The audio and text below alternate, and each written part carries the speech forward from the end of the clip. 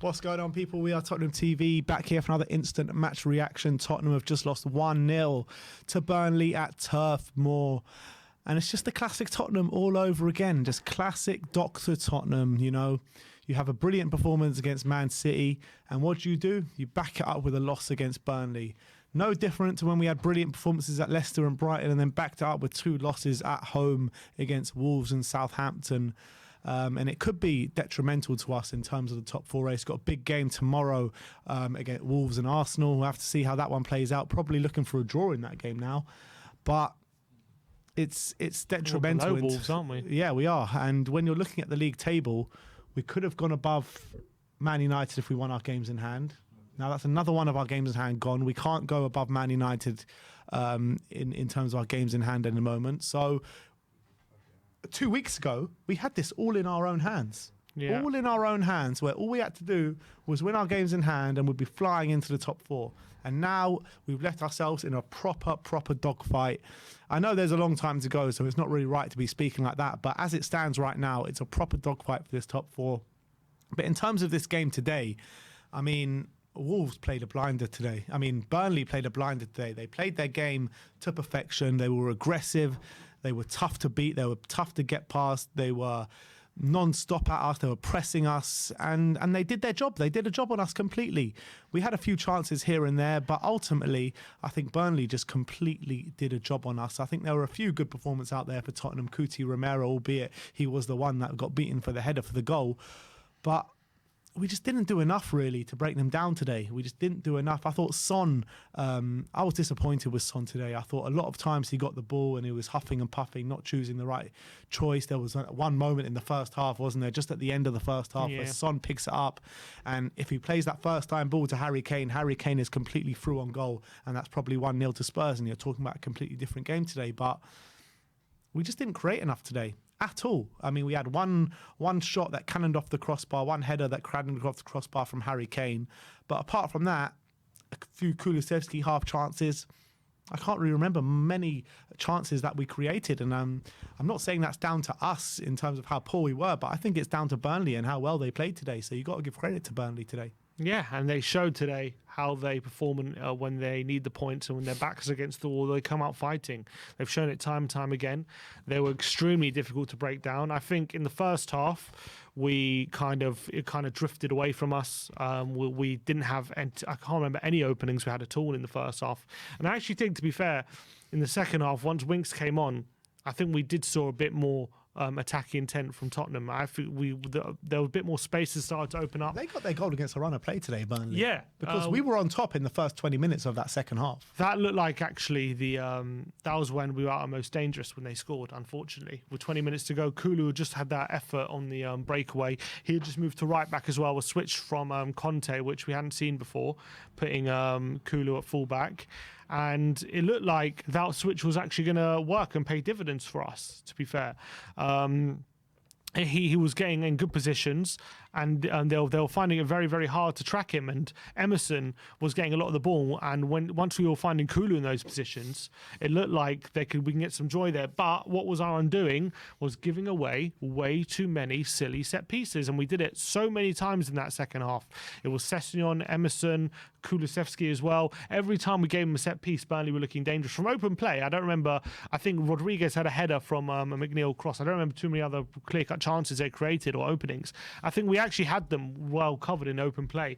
It was just when set pieces came into play, that's when we were struggling. We've struggled a lot from set pieces from late, and they obviously had that Ben Mee chance from the corner as well, which Rodriguez put over the bar, and that's where they scored from as well. So stupid set pieces being our undoing. And when the game is that tight, if you give a team like Burnley, who were already struggling to create chances against, we're literally creating tiny openings, giving all our power to creating those openings. And that's the game at 0-0, where Burnley also playing with a tiny bit of risk to try and get something. And then when it goes 1-0 Burnley, that shut shop, ultra defensive, get back in your positions, like not give Tottenham an inch. And then as soon as it were 1-0, we pretty much didn't have anything. They were battening down the hatches. I can't remember too many any chances really or saves that we had at 1-0. I mean that Ben Davies chance we had at 0-0, that was probably our best chance of the game where Pope made a save.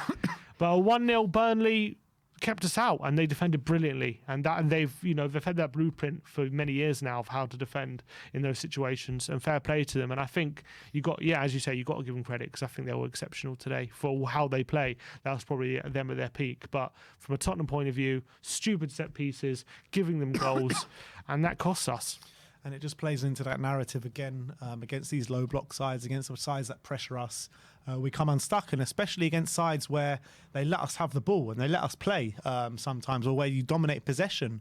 We can't seem to get the passing moves together. We can't seem to break these teams down enough to win the game. And it's hard to take this defeat today. It really is, because after that Man City game, everyone's on such a high. Everyone comes away from it, though, saying this exact thing, that, we won this game, we'll probably go out and lose to Burnley on midweek. And that's exactly what's happened. Yeah. And and that's absolutely right. And now we can't have any excuses about being able to shake off that kind of tag, because that happened. We beat City and we rolled over. And we were poor tonight. Let's as much as Burnley were great and fair play to them, we weren't able to hurt them as much as we should be able to with the quality that we have. I know that we didn't get anything from this specific thing that I'm going to talk about now, but Kulusevski at wing back, I actually thought he added something different when he was at right wing back. He was seeing a lot of the ball. He had a few chances to get something today with his lovely finesse curling shot to the back post. And I think against a low block team, against a team that maybe will let us have a lot of possession, that could actually be a tactic we could use. And I think it could work more than not. Yeah, I think for sure. We were really going gung-ho, especially at the end. We had Bergwijn, Lucas, Kane, Son and Kulusevski all on the pitch. So we were really going for it. But yeah, I think Kulu showed right wing back, he can do a job there. And I think he was decent. But unfortunately, yeah, as you say, nothing came of it. But it doesn't mean we should be dissuaded from using that in the future. But how this leaves our season, I mean, in terms of the league table, man, Man United are now 7 points clear. We only have 2 games in hand now, I think. That's the state of play. Yeah, I'll just get the league table. So at the moment, Man United played really 26 on 46. West Ham played 26 on 42. Arsenal played 23 on 42. Wolves played 24 on 40. And then it's Tottenham played 24 on 39. So that's really, really worrying. And all of a sudden, top 4 is slipping away. Let's not beat around the bush. That City, after 2 defeats, that City win kind of kept us in it, but we needed to build on it. We couldn't afford to let it even more. Even if we get a draw tonight, we get a point, and then we can build on that and stay unbeaten. But to get the loss is extremely, extremely damaging to our season. And I think this run of games, we might look back on the end of the season and we might say this is where we lost. We Definitely. Lost where it was lost, because I'm sure. Look, it's not like we're going to lose every game from now to the end of the season. I'm sure there will be victories there, and I'm sure there'll be opportunities where we look like we're getting back in it. I'm sure there will be. But ultimately, we're chasing at the moment. And unless we ever find ourselves in a position where we're actually in the lead and actually in that 4th spot, I think we're going to be forever chasing. And I think at the end of the season, once we finish outside the top 4, we're going to look back at this run of fixtures and say, this is where we lost it. And I think today was a part of that. And it's so, so crucial. We kept that good feeling after the Man City win, and we weren't able to do it. Mm. And ultimately, you got to look at the run of form we're on.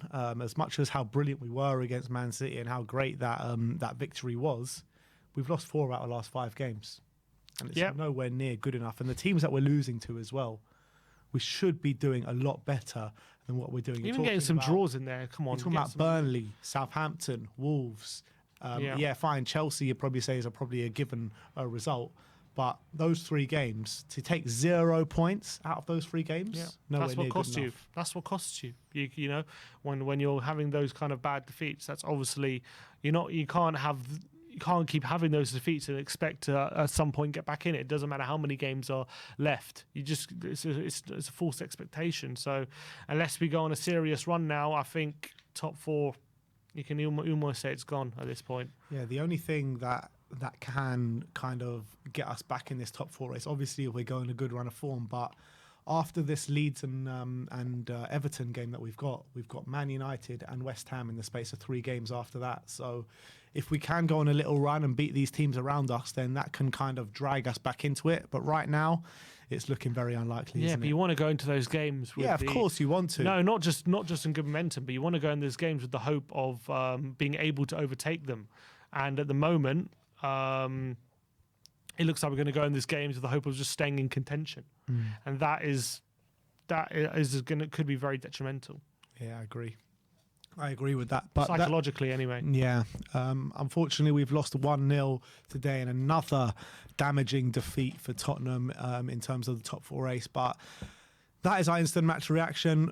Stay tuned for the post-match fan show. Another couple of hours of Tottenham therapy coming your way. Thank you, everyone, for joining us today. Like, subscribe, and comment. And as always, come on, you Spurs.